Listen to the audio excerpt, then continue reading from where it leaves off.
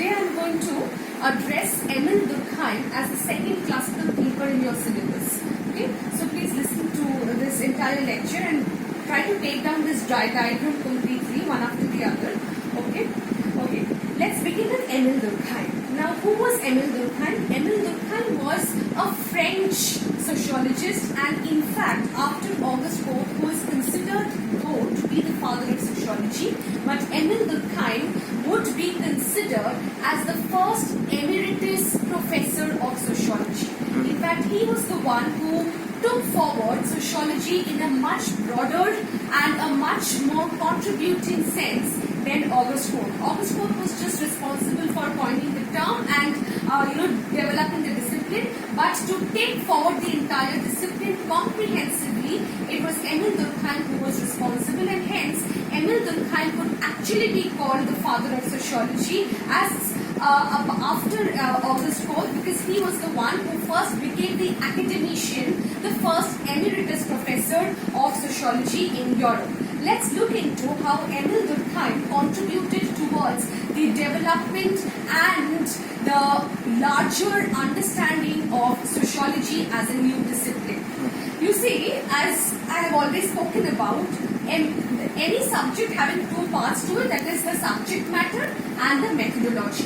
So EMILE DURKHEIM was understanding the subject matter of sociology to be social facts. So he said, what to study in sociology, and the answer was social facts. Now, what is social facts? I will define social facts particularly according to the words of EMILE DURKHEIM. EMILE DURKHEIM defines social facts as external ways of acting, thinking and feeling which are external to the individual and yet constraining upon the individual. What does this entire statement mean? This basically means that an individual's behavior, though it is individualistic, but it is externally controlled and it is generalized. I'll give it a simple example. For example, he gave the example of, say, the class students. At this point of time, all of you are listening to me. Now, why are you people listening to me? You are all individuals. You are listening to me at this point of time because this is a concrete time of the sociology class. You know sociology period and you are going to attend the sociology class. So, how is this a social fact? It is a social fact simply because number one, you see, you are, though an individual listening to the sociology class, you are constrained by the class limit, the lecture limit and also the timing. So, it is external to you. The fact that the class or the period is set and you are supposed to follow it, which means that it is external to you, right? Secondly, after being external, it is general. Many of you are following the same thing. Many of you all are subjected to this sociology class which is set up, which is already scheduled in your Zoom meeting class. So, it is a general thing. It is yet external to you because you have no control over it. It is general because many of you are following the same thing.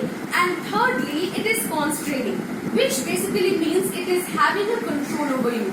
It might so be that it is 11 o'clock in the morning, or say it is 9 o'clock in the morning that you are listening to sociology class. You are bound to listen to sociology class. Even if you feel like not listening to sociology class or not attending to sociology class, you will be punished for it. You know that very well. Hence, this entire system that has a bearing on you, you have given your consent that you will come to school, that you will be attending periodical classes. That is your individual choice. But this choice after you take it up as a choice, it becomes something which is external to you, which is generalized because many of you all are following the sailing in the same ship, and thirdly, it is controlling you because at certain points you may feel very hungry now, or you may feel like listening. It's a nice weather outside, so you may feel like listening to some good music of Beethoven or something and not listening to my jabbering, but yet you are doing so. Why? Because this is a constraint that is acting on your behavior. And these are the various characteristic features of the social fact which, according to Emile Durkheim, is the subject matter of sociology. And he gives umpteen number of examples in terms of social facts. I can also give you an example of fashion. For example, you see fashion, wearing, what is fashion? Probably today's, I don't know what is I'm not very much well abreast with fashion, but then if I say that, okay, fine, let's get back to some kind of a traditional fashion of wearing jeans and t-shirt for you people, right? Now, wearing jeans and t-shirt, you don't go to wear jeans with, you don't go to wear, for example, veshti with a t-shirt. You usually avoid that. Why? Because there is a set fashion. You can choose which fashion to follow. But once you choose which fashion to follow, that entire fashion characteristic is external, it becomes external to you. It is also generalized because many of them follow probably a particular fashion. And thirdly, once it is external to you, it controls you. For example, I will also give you the example of wearing a sari for women. Wearing a sari for women is the kind of a traditional fashion or an ethnic fashion which once the lady or the person undertakes actually goes to a lot of control. Because I mean for me it's like a nightmare to wear a sari because my mobility gets restricted at most. But in certain times when the dress code is actually specified to be sari for for certain occasions, then I have to wear sari. So I wear the sari. It's a fashion. I wear it, but it is external to me. It becomes external to me because the entire wearing, how to wear the sari is also specified. It's like it's the Indian traditional way of wearing sari. So the fashion itself is first of all external to me. It is generalized because many women who would be following that particular occasion will be wearing sari. At the same time, it is extremely controlling. At least for me, it is extremely controlling because it constricts my mobility. Alright, so this is how fashion can also be studied in sociology as a matter of, social fact. So giving these two examples of social fact, I would move on. Later on, I might address some other examples also as social fact. But for Emile Durkheim, anything and everything under the sun can be studied as a social fact and can be put under the study of sociology. Alright, so for Emile Durkheim, therefore, social fact is the core subject matter of sociology, which has three characteristics to repeat very quickly: externality, generality, and constraining. Alright, now we come to what is the method that Durkheim suggests in order to study social fact. Again, scientific method. Now he specifies what are these scientific methods. The scientific method that would help people to study social facts. What are they? Number one, it is observation. You observe very closely. Anything that you observe very closely is something which gets recorded in your senses, in your all the five organs. You see, you understand, you try to record, you try to put it in, you hear, audio, visual. All of this gets under or comes under the acute observation that one makes of anything. Alright, so that is the first scientific method that one uses in order to study social fact. The second is the causal analysis. What do you mean by the causal analysis? That anything that happens in the society, any social fact that one studies has a cause to it. As simple as every fashion has a cause. It has every kind, the fact that we are having this class also has a cause.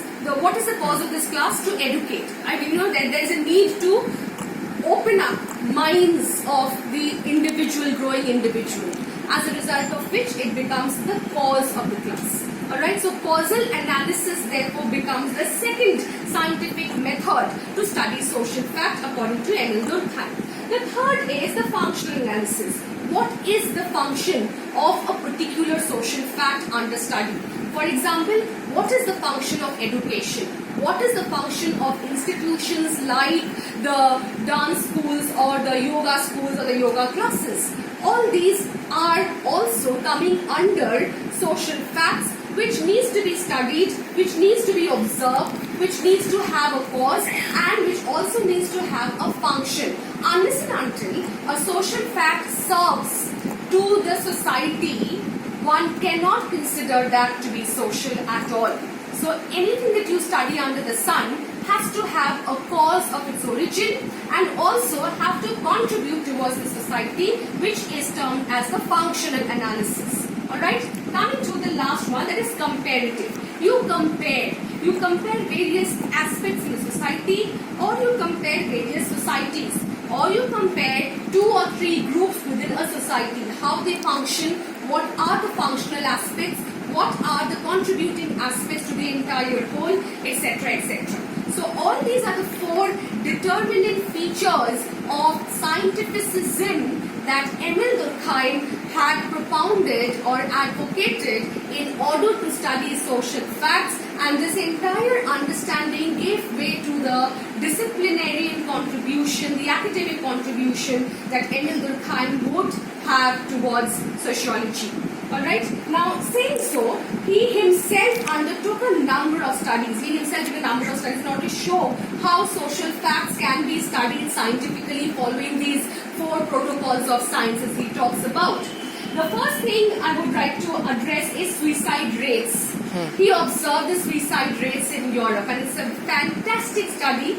It's a 300-page book only, and he has, he has studied in depth following the functions of suicide rates, just observing the suicide rates over the, over years, over days together in order to come to this conclusion. I will quickly explain that, but before that I'll just mention how religion is another aspect which he studied, which was a posthumous publication, and the book's name was the elementary features of the elementary religion as a social fact. He studied that among the Aboriginals. The Australian Aboriginals was a small tribe in which he studied the elementary forms of religious life, which is the name of the book, and it was a posthumous publication. His study on religion of this entire small tribe of Australian Aborigines shows how religion as a social fact in sociology can be studied following scientific temperament of causal and functional analysis, and therefore sociology can be proved to be a social science or a scientific method of studying religion, which is such an important institution in human society. And finally, we will talk about division of labor, which is also a social fact according to Emile Durkheim, for understanding a comparison between the pre-industrial and the industrial society in terms of the unity that both these societies had, which were completely opposite to each other. We will address that later on. Okay, so you just know that what are the examples and his studies. He himself conducted all these studies to prove how social facts are scientific in nature and can be studied scientifically in sociology. Alright, now saying this, I would move on to a quick study that Durkheim conducted on suicide rates. Since I thought that this was extremely interesting, so I just thought of addressing it at this point of time. Okay, so suicide rates is basically the rate in percentage that he found out in having dichotomous comparison, having a comparison between the Roman Catholics and the Protestants in Europe. He consecutively saw that the suicide rates among the Roman Catholics was always less than the Protestants, which was always having a high suicide rate. Either in a country, that is the Protestant countries had higher suicide rates than Roman Catholic countries, or within a locality where the 2 neighborhoods, one was Protestant where the suicide rate was higher, and in the neighborhood of Roman Catholic the suicide rates was lower.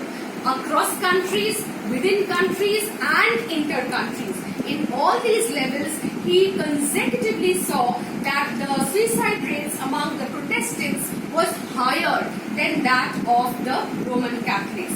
And seeing these, comparing these 2 rates of suicide, he deduced a study where he said that suicide therefore is not a psychological effect only. It is not only an individualistic cause that lies behind committing suicide.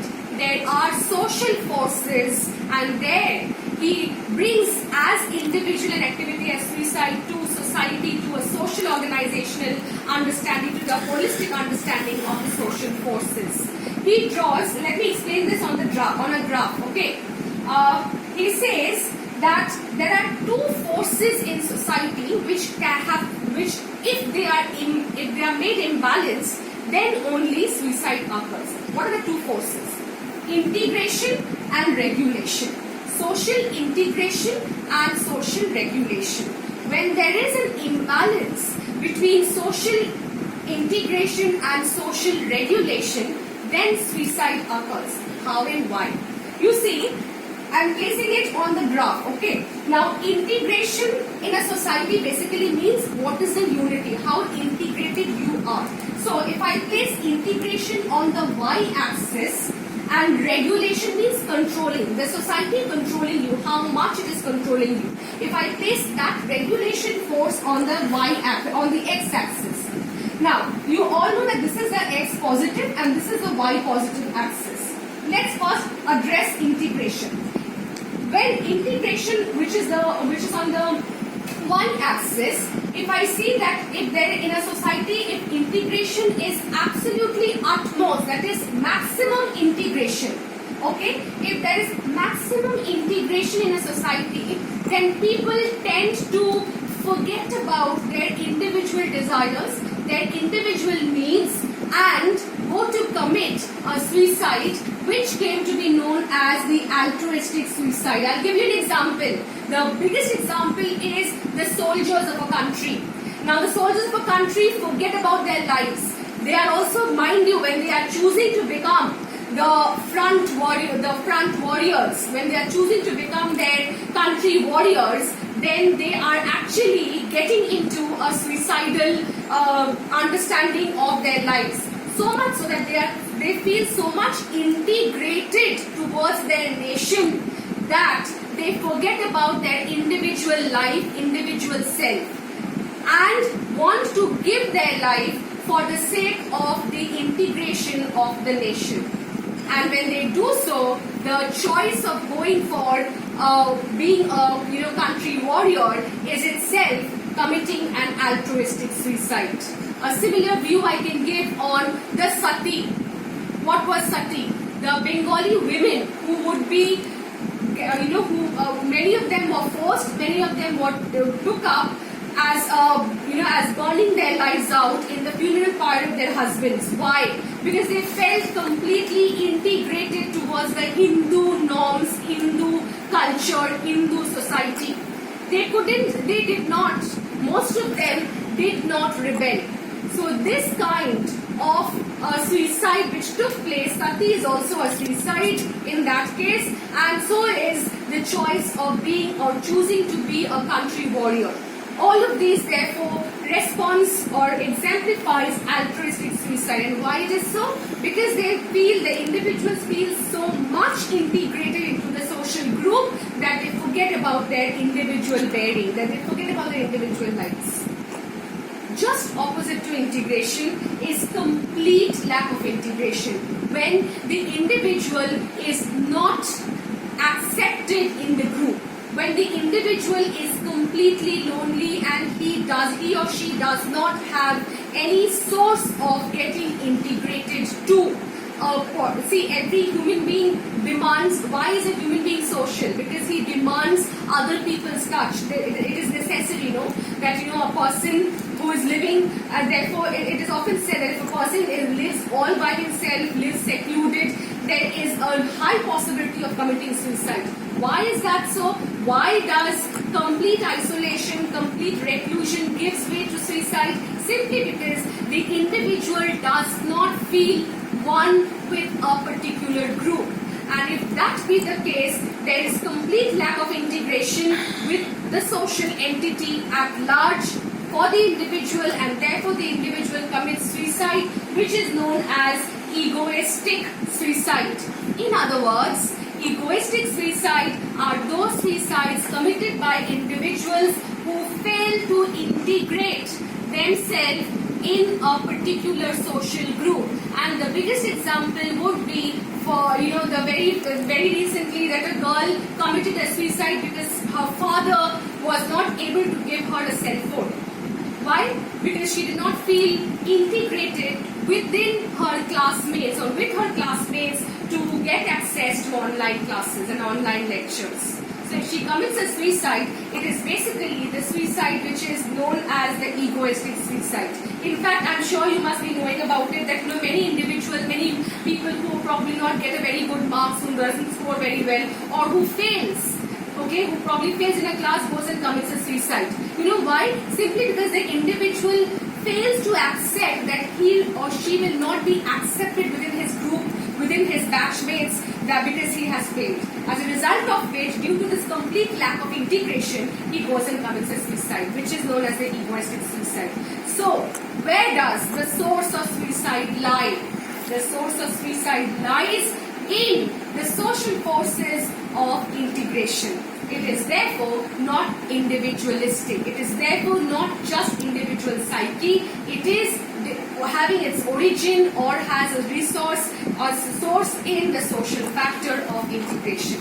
So if you place the integration on the y-axis, the maximum of integration would lead to altruistic suicide and the minimum integration would lead to egoistic suicide.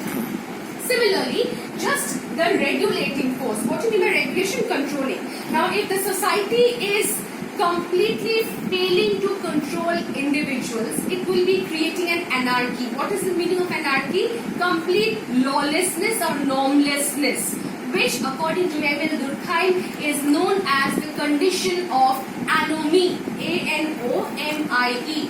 He uses this term anomie to denote that particular society where there is no regulation. Hence, if I place the regulation force on the x-axis, then the minimum of, that is the x dash, okay, the minimum of regulation in the society would give way to an anomic situation, a situation where there is no norms, no rules, no regulations, and here, if people commit suicide, that would be considered as anomic suicide.